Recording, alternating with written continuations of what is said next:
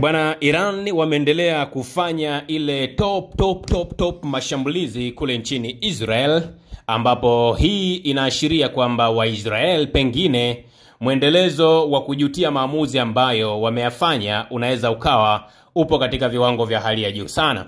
Kwa hisani kubwa kabisa ya bwana Abu Ghalej, bwana, kama una gari lako ambalo unahitaji lifanywe marekebisho, bampa limekatika na unahitaji kuliunga na hautaki watu wajue kama umeliunga bampa hilo, basi mpelekee gari bwana Abu Ghalej ambaye anaunga gari kwa kutumia flybar. Lakini kama haitoshi, kama pengine rangi ya gari yako imekuchosha na unahitaji gari ianze kuonekana katika muonekano mpya, new look, ionekane kama imetoka dukani, basi mtafute bwana Abu Ghalej. Kama unahitaji kuweza kubadilisha rangi iwe na rangi tofauti na ile ambayo ilikuwepo zamani, mtafute bwana Abu Ghalej ambaye anatengeneza katika viwango vya hali ya juu sana, yani katika viwango vya standard gauge. Sasa mpigie sasa hivi bwana Abu Ghalej ambaye anapatikana Sayansi Kijitonyama jijini Dar es Salaam kwa simu namba 0716764450 na mpelekee gari lako kutengenezee, na hakika utafurahia huduma za bwana Abu Ghalej.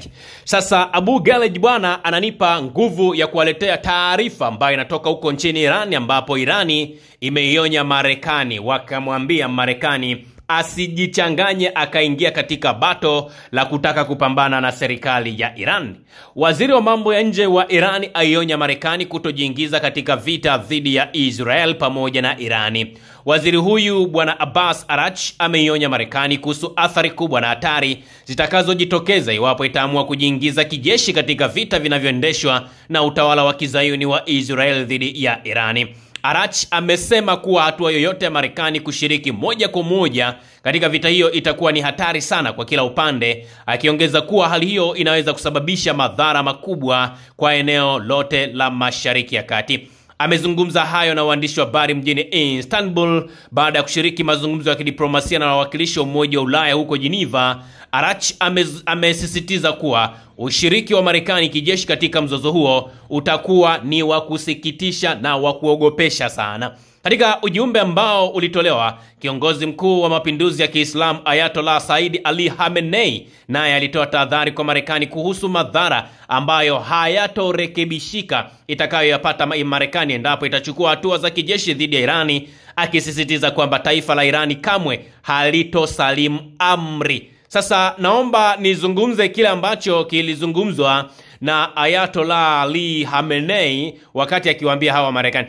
Ndo mina nasema ni kama Iran ni kama sijui wamejaa kiburi sana, au sijui Irani wamekuaje, maanake wamekuwa na ujasiri wa hali ya juu sana. Jamaa sasa hivi yani wao wanatoa matamshi magumu kiasi kwamba mpaka wa Marekani wenyewe wanahofia kwamba mbona hawa jamaa wamekuwa na maamuzi magumu kiasi hicho.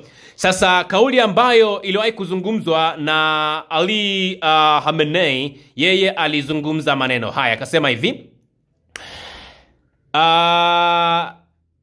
irreparable damages it will suffer in case of military action against Iran, stressing that the Iranian nation will never surrender. Of course, the Americans who are familiar with the policies of this region know that the US entering in this matter, that is war, it's 100% to its own detriment.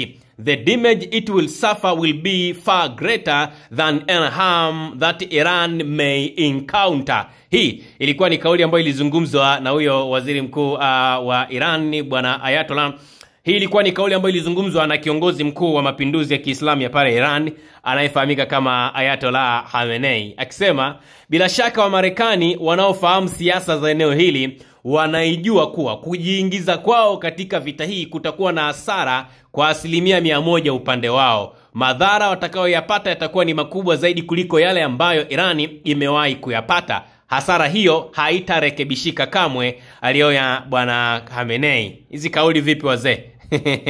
Lakini pia ifahamike mashambulizi ya Iran yalianza kujibiwa tarehe 14 baada ya mashambulizi ya tarehe 13 yaliyofanywa na serikali ya Israel, ambapo mashambulizi hayo yalikuwa ni mashambulizi ya ghafla sana. Na mara baada ya mashambulizi hayo, majeshi ya Iran yalijibu mashambulizi kwa kulipiza kisasi, ambapo kile kikosi cha walinzi wa anga wa mapinduzi ya Kiislamu kinafahamika kama IRGC Aerospace Force kilifanya mashambulizi ya makombora kwa awamu 18 na hadi kufikia Juni 21 leo tayari awamu 18 za mashambulizi. Hii ni sehemu ya Operation Ahadi ya Kweli sehemu ya 3 au Operation True Promise 3 dhidi ya miundombinu ya kijeshi ya utawala wa Kizayuni. Kwa hiyo hao ndio wa Irani ambao wengi walikuwa ni kama wana wasiwasi na Irani kwamba hivi wanaweza wakajibu mashambulizi kutoka Israel.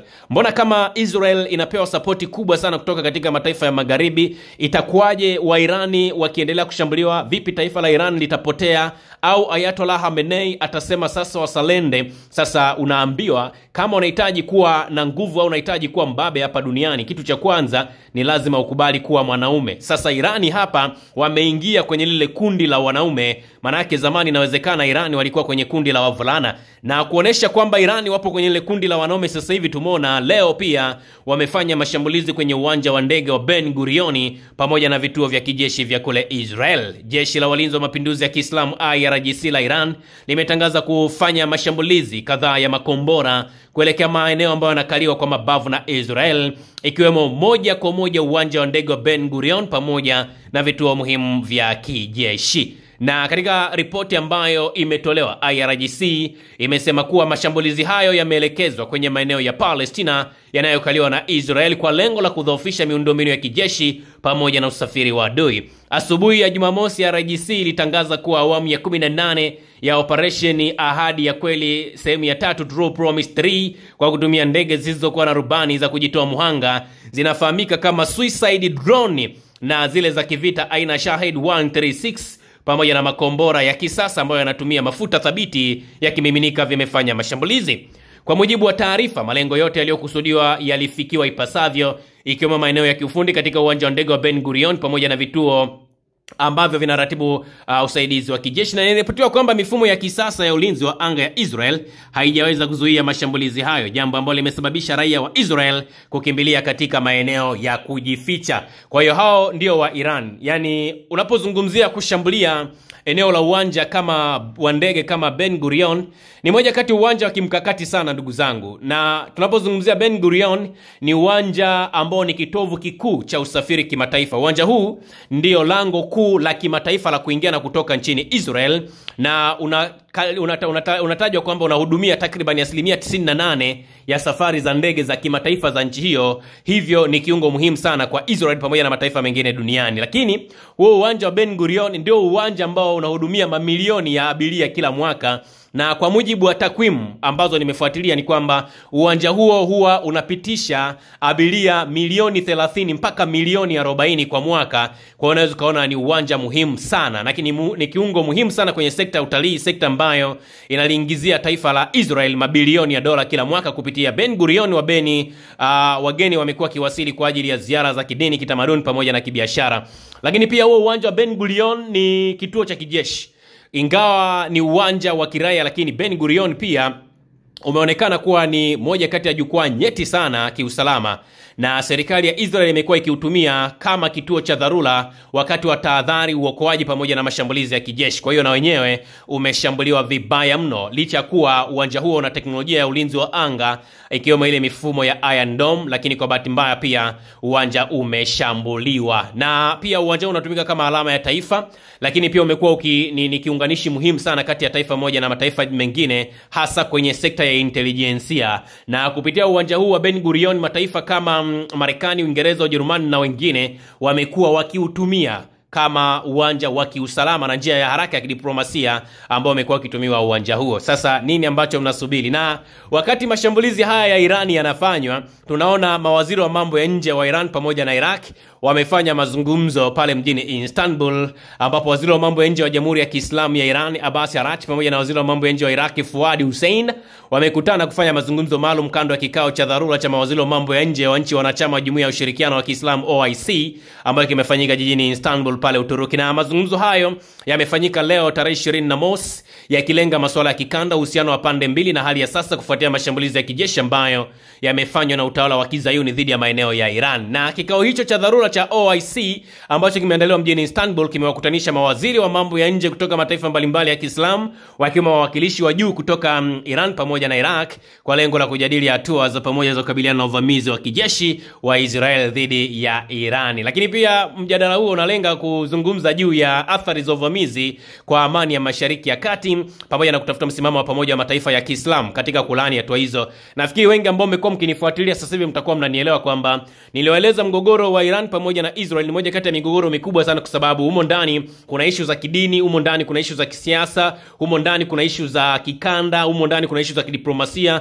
pamoja na mambo mengine. Sasa mmeanza kuona yale mataifa ambayo ni Waislamu sasa hivi wamesema wanakaa kikao cha kuona namna gani ambavyo wanaweza wakalitetea taifa hilo la Kiislamu la Iran. Sijui kama mnaanza kuelewa. Kwa hiyo ni vita ngumu kidogo, si vita ambayo wengi mnaweza mkajaribu kuitabiri katika uharaka wa kiasi hicho, lakini sisi ambao tunafuatilia mambo ya geopolitics tunafahamu kwamba hii ni moja kati ya vita ngumu sana, na ambayo Marekani mwenyewe pamoja na Waisrael sasa hivi wanajutia sana kwa nini waliamua kuanzisha hiyo operation yao pale nchini Iran. Usisahau kusubscribe, like na kubonyeza alama ya kengele. Asante.